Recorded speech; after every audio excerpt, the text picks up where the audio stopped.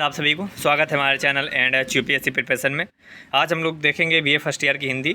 इसमें objective questions हैं, कवि भूषण, कवि घनानंद और कवि बिहारी से संबंधित इसमें क्वेश्चंस हैं। तो इस क्वेश्चन जितने भी इसमें क्वेश्चन कराए गए हैं ये आपके बीए एग्ज़ाम से रिलेटेड हैं। चलिए क्वेश्चन और आंसर स्टार्ट करते हैं। क्वेश्चन और आंसर स्टार्ट करने से पहले अगर आप हमारे चैनल पर नए हैं तो चैनल को सब्सक्राइब कर लें और बेल आइकन को प्रेस कर लें ताकि आपके पास नोटिफिकेशन पहुंचती रहे। चलिए क्वेश्चन और आंसर स्टार्ट करते हैं। पहला क्वेश्चन है, बिहारी सच्चाई में किस शास्त्र का प्रभाव नहीं दिखता? तो इसका सही उत्तर होगा अर्थशास्त्र। अर्थशास्त्र का बिहारी सच्चाई में प्रभाव नहीं दिखता। क्वेश्चन नंबर 2 पर है, बिहारी सच्चाई में ज्योतिष, गणित, वैदिक एवं कामशास्त्र के अतिरिक्त किस अन्य शास्त्र का प्रचुरता से उपयोग हुआ है? तो इसका सही उत्तर होगा नीति शास्त्र। इसी के बाद अगला क्वेश्चन आता है क्वेश्चन नंबर 3 पर, बिहारी रीत काल की किस काव्यधारा के कवि हैं अथवा बिहारी किस वर्ग के कवि हैं? तो इसका सही उत्तर होगा रीत सिद्ध। रीत सिद्ध वर्ग के कवि बिहारी जी हैं। क्वेश्चन नंबर 4 पर है, बिहारी के काव्य में किस रस की प्रधानता है? तो इसका सही उत्तर होगा श्रृंगार रस। श्रृंगार रस की प्रधानता बिहारी के काव्य में है। क्वेश्चन नंबर 5 पर है, निम्न में से बिहारी के काव्य में क्या नहीं मिलता? तो इसका सही उत्तर होगा लक्षण। क्वेश्चन नंबर 6 पर है, प्रत्येक दोहे पर एक असरफी किस कवि को मिलती थी? तो इसका सही उत्तर होगा बिहारी। बिहारी को प्रत्येक दोहे पर एक असरफी दी जाती थी। इसी के बाद क्वेश्चन नंबर 7 पर है, बिहारी रत्नाकर के लेखक का क्या नाम है? क्वेश्चन नंबर 7 पर, तो इसका सही उत्तर होगा जगन्नाथ दास रत्नाकर। क्वेश्चन नंबर 8 पर है, रीत काल को कला काल किसने कहा? तो इसका सही उत्तर हो जाएगा डॉक्टर राम कुमार वर्मा। डॉक्टर राम कुमार वर्मा ने रीत काल को कला काल कहा है। क्वेश्चन नंबर 9 पर है, रीत काल को सत्य इतिहास में किस नाम से जाना जाता है? तो इसका सही उत्तर होगा उत्तर मध्यकाल। क्वेश्चन नंबर 10 पर है, संवत 1700 से 1900 तक के समय को किस इतिहासकार ने रीत काल की संज्ञा से संबोधित किया? तो इसका सही उत्तर होगा आचार्य रामचंद्र शुक्ल। आचार्य रामचंद्र शुक्ल ने संवत 1700 से 1900 तक का समय रीत काल से संबोधित किया। क्वेश्चन नंबर 11 पर है, विरह की कितनी दशाएं मानी गई हैं? तो इसका सही उत्तर होगा 8। विरह की 8 दशाएं मानी गई हैं। इसी के बाद अगला क्वेश्चन है क्वेश्चन नंबर 12 पर, बिहारी सत्साई रचना है? तो इसका सही उत्तर होगा रीत सिद्ध। बिहारी सत्साई रीत सिद्ध है। क्वेश्चन नंबर 13 पर है, निम्न में से कौन सा कवि रीत मुक्त नहीं है? तो इसका सही उत्तर होगा केशव। केशव रीत मुक्त कवि नहीं हैं। इसी चैनल पर आपको एनसीसी से संबंधित क्वेश्चंस पढ़ाए जाते हैं और हिस्ट्री, पॉलिटिकल साइंस और हिंदी से संबंधित मॉडल पेपर इसी चैनल पर आपको मिलेंगे। क्वेश्चन नंबर 14 पर है, तरियोना किस अंग का आभूषण है? तो इसका सही उत्तर होगा कान का। तरियोना कान का आभूषण है। क्वेश्चन नंबर 15 पर है, निम्नलिखित पंक्ति में रिक्त स्थान की पूर्ति कीजिए। पंक्ति ये ऐसी है, भरे भाव में करत है। तो इसमें जो नीचे आगे इसकी लाइन होगी उत्तर में दिए हुए हैं, नैनन ही सौ बात। भरे भावन में करत है नैनन ही सौ बात, ये हो जाएगा। क्वेश्चन नंबर 16 पर है, तरुणाई आयु सुखद बस मथुरा ससुराल पंक्ति का संबंध किस कवि से है? तो इसका सही उत्तर होगा बिहारी। बिहारी से संबंधित ये पंक्ति है, तरुणाई आयु सुखद बस मथुरा ससुराल।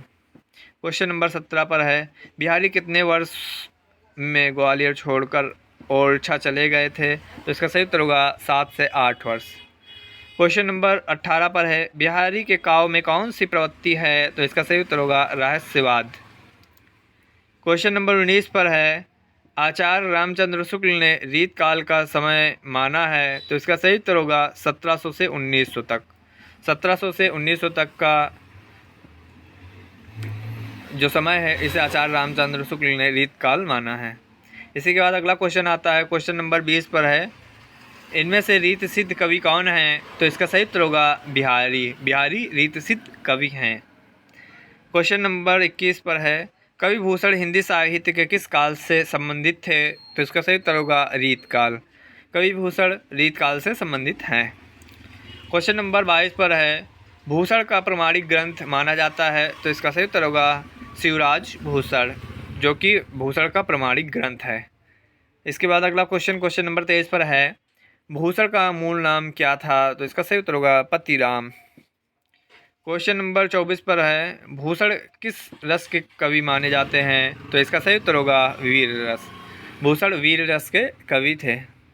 इसी के बाद अगला क्वेश्चन आता है क्वेश्चन नंबर 25 पर, शिव सिंह सेंगर के अनुसार भूषण ने अब कितने ग्रंथों की रचना की, तो इसका सही उत्तर होगा 4 ग्रंथ। शिव सिंह सेंगर के अनुसार भूषण ने 4 ग्रंथों की रचना की। इसी के बाद अगला क्वेश्चन आता है क्वेश्चन नंबर 26 पर, शिवा बावनी के रचनाकार हैं, तो इसका सही उत्तर होगा भूषण।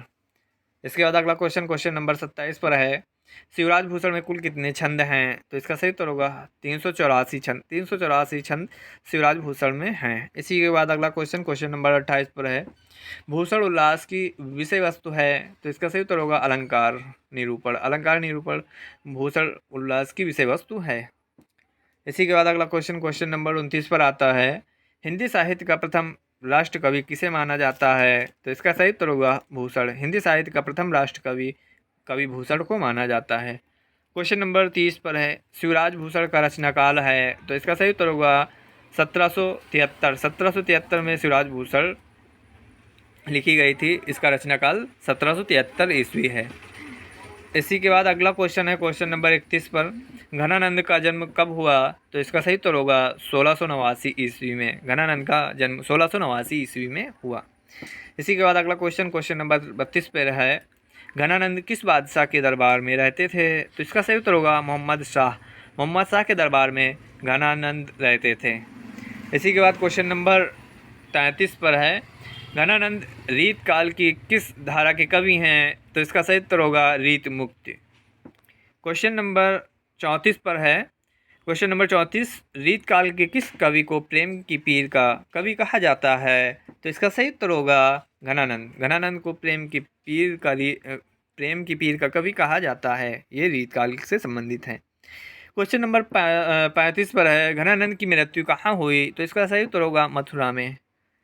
क्वेश्चन नंबर 36 पर है, घनानंद की मृत्यु कब हुई, तो इसका सही उत्तर होगा 1731। 1731 में घनानंद की मृत्यु हुई थी। इसी के बाद अगला क्वेश्चन आता है क्वेश्चन नंबर 37 पर, घनानंद ने अपनी काव्य रचना में किस छंद का प्रयोग किया है, तो इसका सही उत्तर होगा कवित्त सवैया। कवित्त सवैया में घनानंद ने अपनी काव्य रचना की है। क्वेश्चन नंबर 38 पर है, 38 पर है, क्वेश्चन नंबर 38, घनानंद को कहा जाता है, तो इसका उत्तर होगा प्रेम की पीर का कवि। घनानंद को प्रेम की पीर का कवि कहा जाता है। इसी के बाद अगला क्वेश्चन नंबर 39 पर है, घनानंद किस संप्रदाय में दीक्षित हुए, तो इसका सही उत्तर होगा निम्बार्क संप्रदाय। घनानंद निम्बार्क संप्रदाय में दीक्षित हुए थे, तो उत्तर हो जाएगा निम्बार्क संप्रदाय। क्वेश्चन नंबर 40, घनानंद किस बादशाह के मीर मुंशी थे, तो इसका सही उत्तर होगा मोहम्मद शाह। मोहम्मद शाह के दरबार में घनानंद मीर मुंशी थे। आज के लिए इतना ही। चलिए मिलते हैं आपको नेक्स्ट वीडियो में। अगर आप हम अभी भी हमारे चैनल को सब्सक्राइब नहीं किए हैं तो चैनल को सब्सक्राइब कर लें, बेल आइकन को प्रेस कर दें और नोटिफिकेशन को ऑन कर लें, ताकि आपके पास हमारी जितनी भी मॉडल पेपर अपलोड हों वो आपके पास आती रहे। हमारे चैनल पर एनसीसी न्यू भर्ती, एनसीसी BNC सर्टिफिकेट के मॉडल पेपर प्रतिदिन अपलोड होते हैं। अगर आप एनसीसी लिए हुए हैं तो आपके लिए बहुत ही फ़ायदा होगा इसी चैनल पर। जय हिंद।